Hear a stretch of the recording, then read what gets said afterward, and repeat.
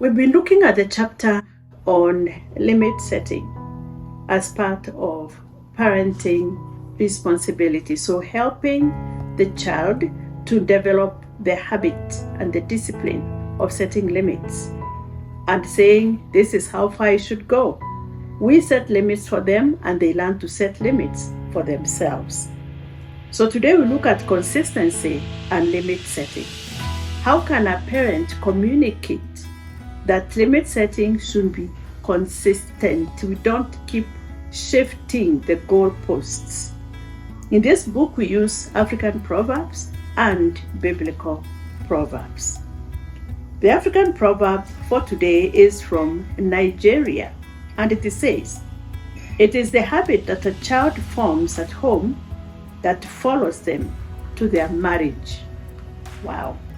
Not even to their grave, to their marriage. The biblical proverb, Proverbs chapter 12 and verse 1, says, "Whoever loves in discipline loves knowledge, but he who hates correction is stupid." Wow, the Bible uses also strong words. So what do these proverbs mean? The Nigerian proverb, it is the habit that a child forms at home that follows them to their marriage. It reminds parents that children do not change very much as they mature. What they are at home, they will continue to be in society, more so in the homes they do go to or that they build later on. It follows that consistent training of children is an investment for their later lives. They will draw from the wisdom learned in their parents' home to create their own families and pass on the same wisdom to their children. Then the biblical proverb, "Whoever loves discipline loves knowledge, but he who hates correction is stupid." These are strong words reminding us that true and sustainable learning can only happen within an atmosphere of consistent obedience and order. The proverb has a strong language, and it states that those who do not like correction are stupid. Proverbs 122 is a cross-reference of Proverbs 12, verse 1.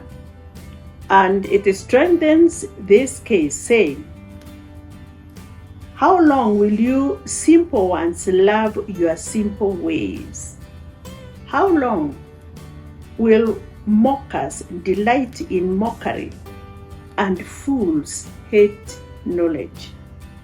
Synonyms for mockers include people who are proud, arrogant, full of insults, hatred, and strife. Parents should remain humble students who desire to learn more and more about parenting so that they can become better and better in limit setting. This way, they will maximize the gains of the time they are able to spend with their children. Those who are arrogant cannot learn and so find it difficult to teach and to create time to train the little ones. Teaching and training of children demands presence and consistency. The reality is that some parents may be away from home, but some of them could be away deliberately, not because they walk away from their residence, but because they want nothing to do with their children. Other parents may be physically present, but emotionally not connected to their children. Still others exhibit another kind of disengagement because they are inconsistent in limit setting. Elsewhere, we have emphasized the need for consistency in child rearing because children learn better when goalposts do not keep changing. Let me repeat that again. Children learn better when goalposts do not keep changing. Imagine the best footballer trying to score a goal for his team, and each time he dribbles the ball to the goal area, he finds that the goalpost moved to another part of the field. This experience would cause the man immense anxiety and set him up for failure, even if he is the best shooter. A few years ago, a local newspaper, the Daily Nation, carried a story of a 12-year-old Isaiah who was killed by his uncle. The older man pummeled the boy with a fork djembe. A fork djembe is a several-pronged hoe. So he hit him until his skull was crushed.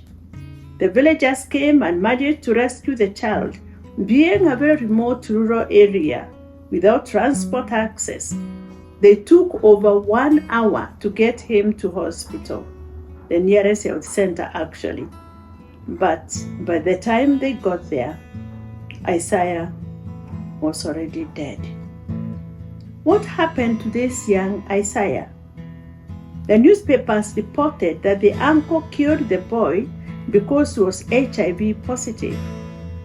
His HIV positive status notwithstanding, the boy actually died due to the chaos in his life. He was born to a young HIV positive mother who was kicked out of wedlock by her husband.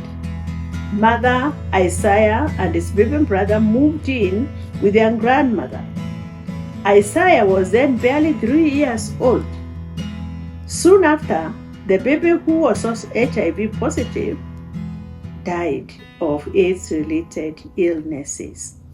Isaiah's mother soon followed, leaving the boy alone with his aging, ailing grandmother. There is no telling the chaos, grief, and want the boy suffered. He went to school and struggled with poverty, hunger, and his own illness. Eventually, grandmother also passed away. The child was passed on to an aunt and later ended up with his uncle, who isolated him from the rest of his family because of his HIV positive status. Isaiah was now a maturing young boy, determined to get an education against all odds. His uncle made him sleep in a chicken pen, marked all the plates the boy ate from, and engaged a neighboring woman to come and cook for Isaiah. One sad, fateful morning, Isaiah was sent by this woman to borrow a matchbox from his uncle so that she could light the fire and make him some breakfast before his long walk to school. No one knows what triggered his uncle's violence, but it is said the man picked up a fork djembe and clobbered the child on the head.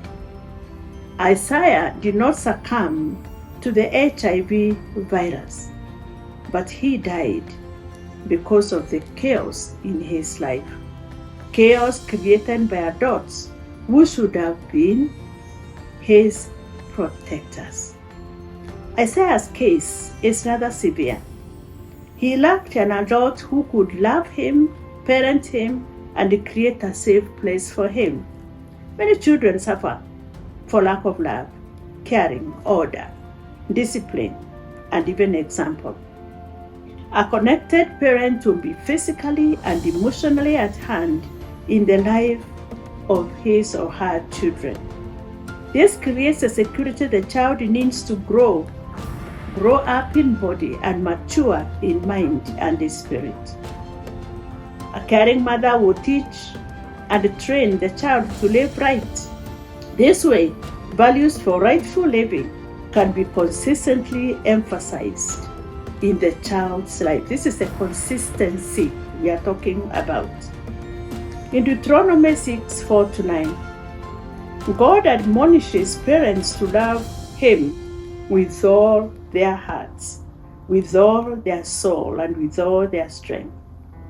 Then they are to internalize God's commands and then impress these the same on their children all the time and everywhere.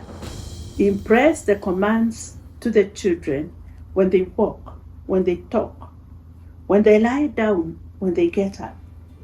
They are required to have God's commands written where all can see them, even on the door frames of their homes and house gates.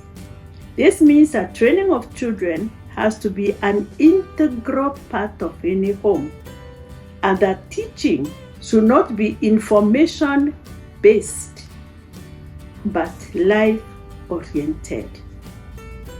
It's not like do as I say, but do as I live.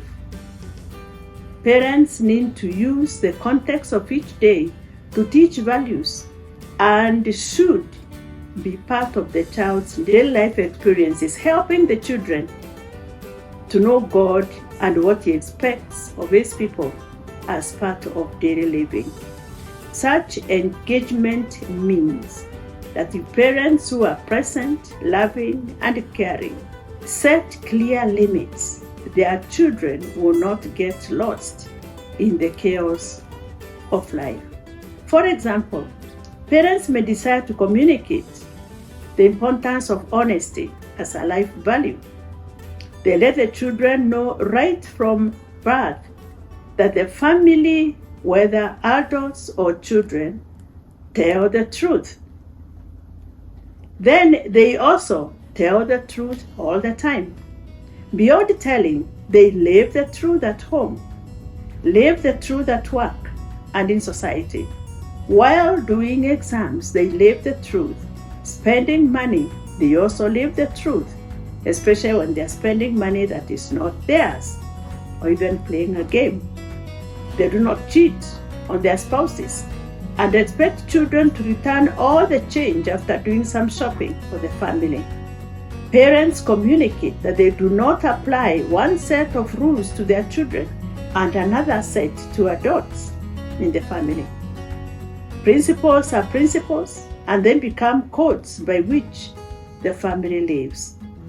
This emphasis will create security for the child because young ones learn that they do not have to recall what they told the parents last week because truth is consistent.